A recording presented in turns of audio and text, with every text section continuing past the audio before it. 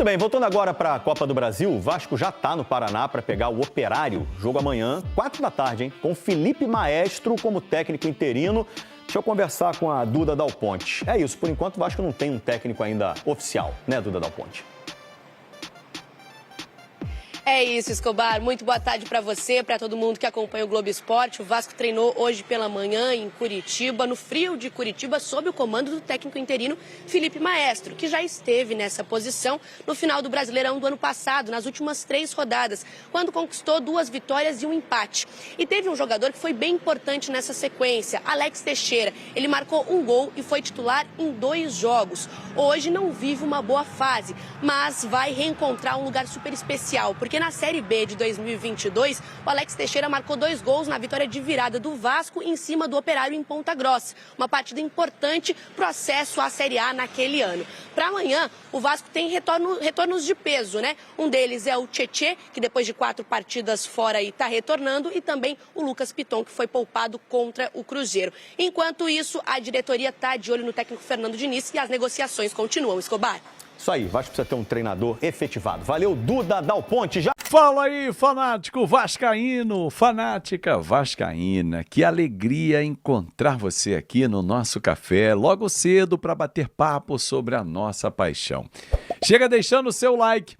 Mãozinha que tá aqui embaixo, que é muito importante. Não passa sem deixar o like. Comenta. Que tal a investida que o Vasco fez em Luiz Castro? Bom nome?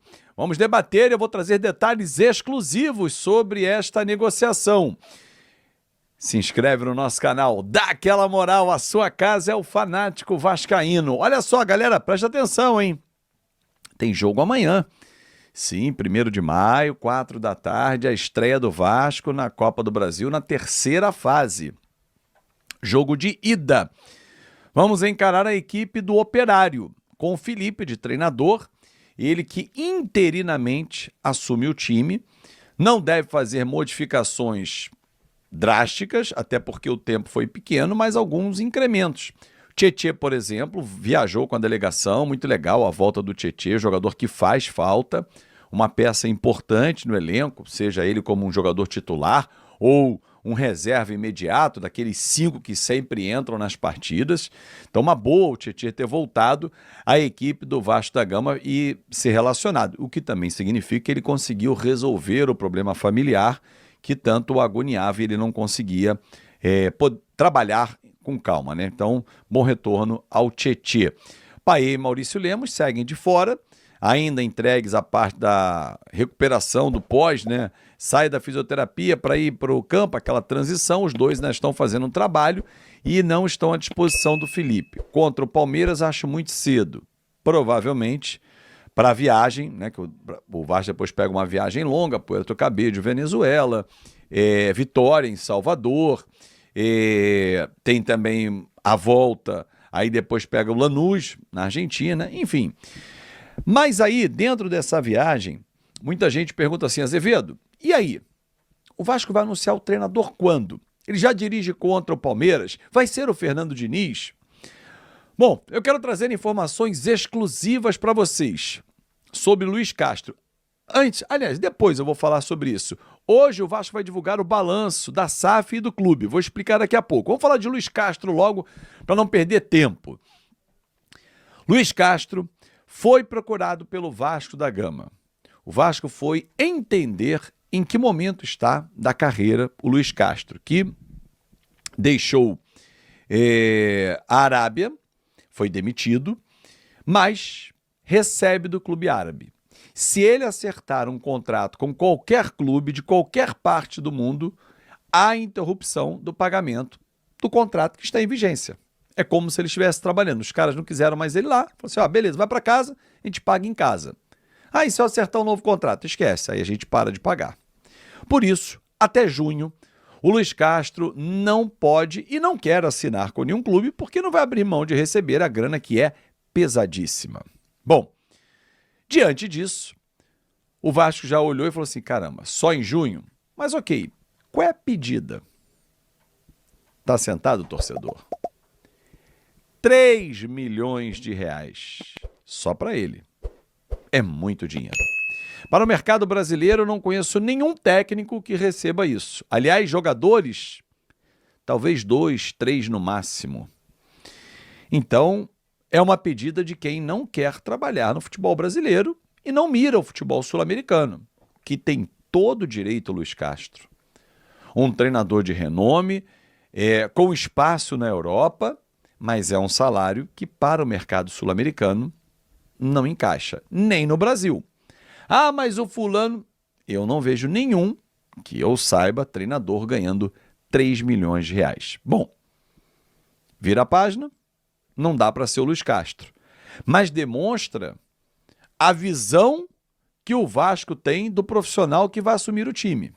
Porque eu tenho lido muito nos grupos de WhatsApp, ouvido mensagens, e a galera vai debatendo, e cada um tem a sua visão, cada um tem a sua opinião, e eu acho que todas têm que ser respeitadas e levadas em consideração. Porque em determinados momentos, algumas abrem o teu olho e falam assim, não tinha atentado para isso, o teu horizonte amplia. Então eu acho importante. Agora, em nenhum momento, converso com muitas pessoas do Vasco, pessoas da bola, em nenhum momento, o Vasco, em nenhum momento, cogitou deixar o Felipe treinador efetivo. Se ele for bem contra o Operário amanhã, se ele ganha do Palmeiras, o time joga bem, por que não? Nem o Felipe quer. Já falei lá atrás e repito. Em caso de insucesso, que vai acontecer, com qualquer treinador acontece, e tiver que demitir. Ele não foi contratado para essa função. Eu só não tenho uma explicação por que o Luizinho Quintanilha não assumiu o time, que é da comissão técnica efetiva. Mas também é só um detalhe. Não muda, o preço do dólar não sobe, o euro não desce, enfim, nada muda, né? Então, Luiz Castro descartado. Então o Fernando Diniz é a bola da vez? Então, o Fernando Diniz é um treinador que conta com a simpatia do presidente Pedrinho, a visão de jogo encaixa com a visão que tem o Pedrinho, porém não é o único nome que o Vasco está trabalhando. Perguntei ontem a uma fonte de dentro do Vasco que me disse o seguinte, falou, olha, não descarte outros treinadores que falem português.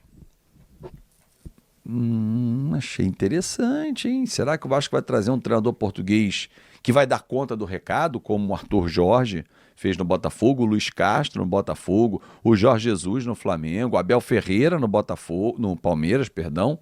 Opa! Mas o Vasco trouxe o Ricardo Sapinto e o Álvaro Pacheco. Não acertou nas escolhas. E aí me diz o seguinte, olha, o treinador que habla nesse momento é mais difícil, ou seja, treinador argentino, uruguaio, difícil. Sampaoli descartado até pelo jeito dele, pelo staff que ele traz, então não tem a menor chance.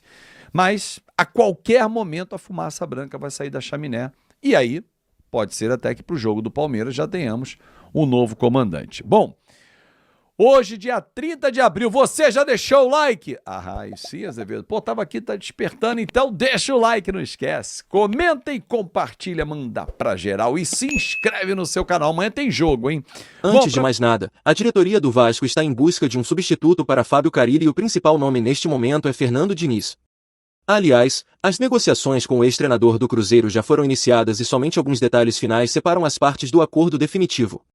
Assim, com base nas informações apuradas pela agência RTI Sport, Fernando Diniz deve ser anunciado pelo clube ainda nesta semana. Em conversas iniciais com Pedrinho, presidente do Vasco, Fernando Diniz pediu um contrato válido até o final de 2026. No entanto, o acordo indicado pelo clube que deve ser finalizado prevê um vínculo até dezembro de 2025. Apesar disso, neste mesmo acordo, há uma cláusula de renovação automática e bônus em caso de objetivos a serem atingidos. Um outro ponto importante diz respeito à comissão técnica. Fernando Diniz tem ao seu lado profissionais com os quais já está acostumado a trabalhar. Um desses é Eduardo Barros, que foi seu auxiliar nos trabalhos realizados no Fluminense e na seleção brasileira, por exemplo. Ainda com relação à comissão técnica, Fernando Diniz acredita que seja importante agregar ao comando profissionais que sejam analistas de desempenho, além de observadores técnicos. Essa questão vem sendo debatida com a diretoria do Vasco, mas a princípio não são impeditivos para o acerto de Fernando Diniz. Outro lado da situação seriam possíveis reforços para a sequência da temporada. Diniz deverá indicar alguns nomes para reforçar o time cruzmaltino e um grande nome que pode surgir é do atacante Dudu, que está prestes a deixar o Cruzeiro, clube com quem chegou a trabalhar com Diniz no início desse ano. Fernando Diniz foi quem aprovou a chegada de Dudu no Cruzeiro. Sendo assim, com a iminente saída do atacante do clube mineiro, o jogador poderia reforçar o Cruzmaltino. Bom torcedor cruzmaltino, agora eu quero saber de você. Você aprovaria a chegada do atacante Dudu e do técnico Fernando Diniz ao Gigante da Colina? Coloque sua opinião nos comentários. Isso ajuda muito o Vasco a saber o que você achou. Fica ligado porque a qualquer instante eu volto e trago mais notícias do Gigante da Colina.